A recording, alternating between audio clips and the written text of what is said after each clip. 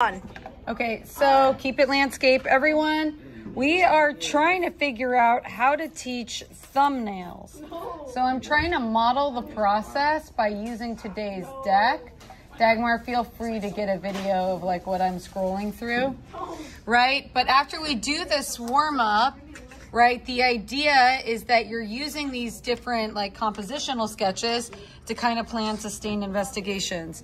So maybe you have a focal point right here, right here. Maybe you are thinking you're going to have one body leaning this way and you're going to have a tree leaning this way, right? But what I want you to do is kind of plan your values, right? So we will use a full range of value with markers to kind of prep, like plan, where are your darks, mediums, and lights values. So this is probably my darkest value that I'm going to use, brown midtone. And then with isolation, right, I will kind of go ahead and I will create a leading line. Leading lines to the focal point, right? And now I'm going to leave my focal point. Oh, these are kind of stuck. It's sort of like a lighter value, right? And then I'm going to think about things too, like visual movement. Like how can I create different marks? What? I don't know what you're talking about, knife. No, just leave those closed. I already have one. How am I going to create several marks? Now this is going to be, I already got it.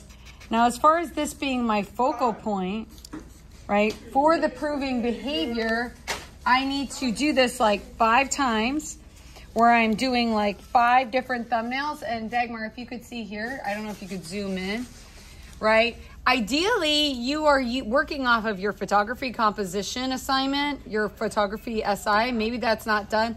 But you're creating thumbnails like this to plan future sustained investigations.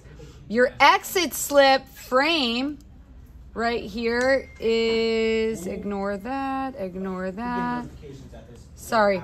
Your exit slip frame should be in the packet, and it's also, yeah, right here. So you have to write about it. So for example, you're going to go ahead for each thumbnail, you're going to write 5 sentences. In my first, and obviously I could do better at this, but in my first thumbnail, the eye enters the composition here, because this is the focal point. Enters the center of the composition, the focal point, right? Which is isolated. There's a packet. I didn't let you guys in yet. And then what you're going to go through is you're going to go through, you're going to like self-assess, right, about all of the different things that you are using. How is it visually balanced, for example, right? I would write that this is symmetrically balanced, right? So I'm showing that I understand all of the different art vocab. You need to write 5 sentences. We're gonna see how this goes. I don't know, right? But the messaging is that you need to have thumbnails with the full range of value, lights, mediums, and darks. Okay, maybe these new markers will inspire people to do.